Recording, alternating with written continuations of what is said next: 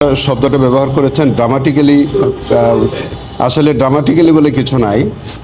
আপনি জানেন যে এটা আইসিটি ট্রাইব্যুনাল অ্যাক্টের 9(4) এবং রুলসের 46-এ আমাদের একটি বিধান আছে যে আমরা যে কোনো স্টেজে যে কোনো পর্যায়ে যদি প্রসিকিউশনের কাছে মনে হয় যে কোনো মামলায় কোনো একটি ভাইটাল এভিডেন্স আমাদের লেফট আউট হয়ে গেছে, সেই এভিডেন্সটা আমরা এডিশনাল এভিডেন্স হিসেবে এটা আমরা টেন্ডার করার একটা সুযোগ আইনগতভাবে আছে। আপনারা জানেন যে আমি গত 23 তারিখে এই ট্রাইব্যুনালে জয়েন করার পর আমি প্রত্যেকটি মামলা আলাদা আলাদাভাবে আমি পর্যবেক্ষণ করছি। যেসব মামলাগুলোর ইনভেস্টিগেশন সঠিকভাবে হয়েছে বলে আমার কাছে মনে হচ্ছে সেগুলো আমি স্ব প্রসিকিউটরদেরকে আমি সেইভাবে চালানোর নির্দেশ দিচ্ছি। যেগুলো ইনভেস্টিগেশন আমার কাছে মনে হচ্ছে যে এই ইনভেস্টিগেশনগুলো আবারও হওয়া উচিত, সেগুলো আমি সংশ্লিষ্ট তদন্তকারী কর্মকর্তাদেরকে আমি সেইভাবে নির্দেশনা দিচ্ছি। এই মামলাটি আমার আগেই রায়ের জন্য ধার্য ছিল, কিন্তু আমার কাছে মনে হয়েছে যে এই সমস্ত মামলাটি আমার পর্যবেক্ষণ করা প্রয়োজন। সেই হিসাবেই মামলাটি আমি সম্পূর্ণ দেখলাম।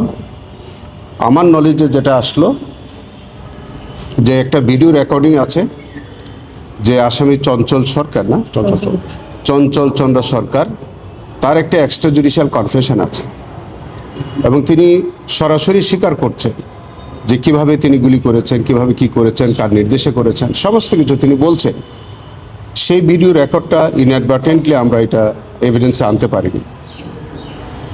আমার কাছে মনে হচ্ছে যে এরকম একটি শক্ত সাবুত এভিডেন্স যেটা আমরা না দেওয়ার কারণে আমার কাছে মনে হচ্ছে যে এটা আমাদের দেওয়া প্রয়োজন। সেই কারণেই আজকে আমরা আদালতের কাছে, ট্রাইব্যুনালের কাছে আমরা আবেদন জানিয়েছি যে আমরা এই এভিডেন্সটা আনতে চাই, আমরা টেন্ডার করতে চাই। মাননীয় ট্রাইব্যুনাল হয়তো আমাদের আবেদন বিবেচনা করে হয়তো এটা অ্যাডজন করতে পারেন বা কী করবেন এটা ট্রাইব্যুনাল এখনও সিদ্ধান্ত দেননি। আমাদের ডিফেন্স, হ্যাঁ, আমরা 4 সপ্তাহ সময়ের কথা বলেছি। ডিফেন্সের আইনজীবী সময় চেয়েছেন, তারা আসলে তারা কি বলতে চান। আমাদের বক্তব্যটা হচ্ছে যে আমরা একটা অ্যাডজনমেন্ট চেয়েছি। ইন দ্য মিন টাইম আমাদের হাতে যে এভিডেন্সটা আছে এইটা আমরা এই মামলায় এটা আমরা টেন্ডার করতে চাই। এত শক্ত ডকুমেন্ট থাকার পরেও এভিডেন্সটা কেন দেওয়া হয়নি? এটা তো নতুন না, এটা তো আগে থেকেই এটা পেয়েছেন কবে? এইটা আমরা এটা কবে পেয়েছি ঠিক আমি জানি না, তবে এটা আমার নলেজে আসছে খুব রিসেন্টলি। তো সেই বিষয়গুলো আমি যখন আমরা টেন্ডার করব এভিডেন্সে তখন আপনাদের কাছে ডিটেলসটা আমরা জানাবো। সাক্ষ্য গ্রহণ প্রয়োজন হবে না। এটা আমরা যদি টেন্ডার করি আমরা সরাসরি এভিডেন্সে দিতে পারবো। ডিফেন্সকে শুধু আমাদের নোটিশ দিলেই হবে। আচ্ছা, এটা কি আপনাকে গাফিলতি মনে হয় না যে একটা না, এটা গাফিলতি না, এটা আমাদের ত্রুটি বিচ্যুতির মধ্যে হতে পারে, অথবা এভিডেন্সটা হয়তো তখন ছিল না, সাবসিকুয়েন্টলি হয়তো এসছে, এরকম হতে পারে। তো যেহেতু এটা বিষয়টা আমার কাছে ইনস্ট্যান্টলি আসছে, এই জন্য আমি তাৎক্ষণিকভাবে মনে হলো যে এই এভিডেন্সটা আমাদের দেওয়া প্রয়োজন। আপনারা তো নতুন করে সংযুক্ত করছেন, আগে যেসব সাক্ষী হয়ে গেছে সেগুলোর মধ্যে কোনো অসঙ্গতি আছে কিনা সেগুলো কি দেখার সুযোগ আছে? সেগুলো আমি দেখেছি, সেগুলো যথাযথভাবে দেওয়া হয়েছে। আমার কাছে মনে হচ্ছে যে এইটা আমাদেরকে ওই আগের যে সাক্ষ্যগুলোকে আরও স্ট্রেংথেন করবে। আপনি বলছেন যে কিছু মামলার তদন্তে আপনি পরামর্শ দিচ্ছেন, কোন কোন মামলা স্পেসিফিক? এইটা আমি স্পেসিফিক বলতে পারছি না, বলা ঠিক হবে না আমাদের। আমরা কোন মামলায় কি ইনস্ট্রাকশন দিচ্ছি, কি পরামর্শ দিচ্ছি, এটা আসলে পাবলিকলি বলার কোনো সুযোগ নাই। দাখিল হয়ে গেছে এরকম কোনো মামলা আছে? হ্যাঁ, প্রতিবেদন দাখিল হয়েছে, এরকম কিছু আছে। সেগুলো আমরা হয়তো আমার 2-1টা আছে, সেগুলো আমি হয়তো ফার্দার ইনভেস্টিগেশনে পাঠিয়ে দিতে পারবো, পাঠাইতে হবে হয়তো। এই মামলায় একটা অভিযোগ আছে, শুরু থেকে একটা অভিযোগ আছে, আমার কাছে একটা এভিডেন্স আছে। এখানে একটা কল রেকর্ডে তৎকালীন মতিঝিল জোনের ডিসি হায়াতুল ইসলাম খান তার নিম্ন যে কর্মকর্তা আছে তাকে ফোনে বলছেন ওই চাইনিজ রাইফেল দিয়ে গুলি করতে। আমরা দেখেছি এই মামলায় শুরু থেকেই হায়াতুল ইসলাম খানকে কোনো একটা কারণে, অদৃশ্য কারণে বাদ দেওয়া হয়েছে। তাকে এখানে আসামি করা হবে কিনা এটা আমি এখনও জানি না, ওই বিষয়টা আমার হাতে আসেনি। সেটা আমরা, এটা তো আরেকটা অংশ ইনভেস্টিগেশনে বাকি আছে, সেটা আমরা তখন আমি দেখলে আমি জানাতে পারবো আপনাদেরকে।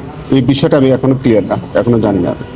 চিফ প্রসিকিউটর, আমরা আগে থেকে যেটা দেখে আসছি যে থার্ড ট্রাইব্যুনালের একটা কথা বলা হচ্ছিল আগে থেকে, এত মামলা দরকার হতে পারে তৃতীয় বেঞ্চে, সেরকম কোনো আভাস আপনার কাছে আছে কিনা?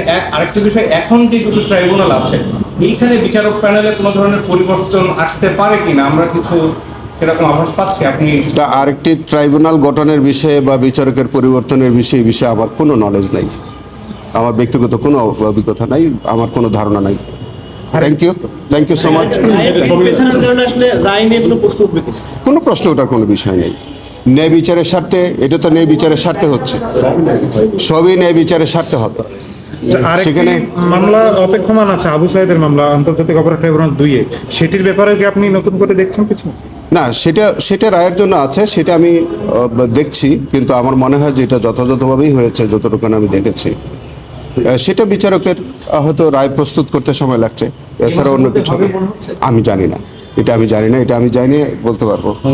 Thank you. সবচেয়ে গুরুত্বপূর্ণ আসামি ছিলেন শেখ হাসিনা, তো নতুন সরকার আসলো, আপনি নতুন দায়িত্ব নিলেন, তাকে ফেরানোর ব্যাপারে আপনার দিক থেকে কোনো পরামর্শ সরকারকে দেওয়া বা কোনো উদ্যোগ নেওয়া হচ্ছে কিনা? আমরা উদ্যোগ নেব, তাকে আনার জন্য আমরা যথাযথ উদ্যোগ নেব। Thank you. একটু নামটা বলে বলেন, তাকে তো বহুত লোক বোঝা যায়। আসামি শেখ হাসিনা, তিনি ভারতে আছেন বলে আমরা জানি। যেহেতু তিনি অভিযুক্ত হয়েছেন, কনভিক্টেড হয়েছেন, সো তাকে আইনত ফেরত আনাটা হচ্ছে আইনগত ব্যাপার, এবং নিশ্চয়ই এই বিষয়ে প্রয়োজনীয় পদক্ষেপ আমরা নেব। Thank you. আগে উদ্যোগ নিয়েছে, সেটার আপডেট কি?